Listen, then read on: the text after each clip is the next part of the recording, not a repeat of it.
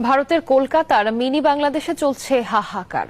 কলকাতার new market এলাকার Marquis স্ট্রিটে বাংলাদেশিদের আনাগোনা কমে যাওয়ায় ধস নেমেছে ব্যবসা বাণিজ্যে। এমন অবস্থায় সংবাদ সম্মেলন করে উভয় দেশের সহযোগিতা চেয়েছেন ব্যবসায়ীরা।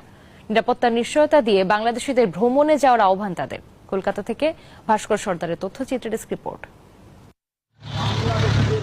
ভারতের পশ্চিমবঙ্গ রাজ্যের রাজধানী কলকাতার নিউ মার্কেট এলাকার মার্কিউ স্ট্রিট, ব্যবসায়ীরা যেটিকে বলেন মিনি বাংলাদেশ।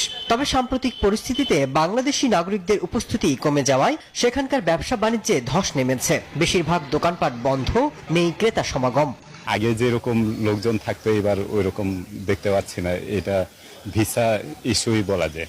স্থানীয় ব্যবসায়ীরা বলছেন এভাবে চলতে থাকলে পথে নামতে হবে তাদের।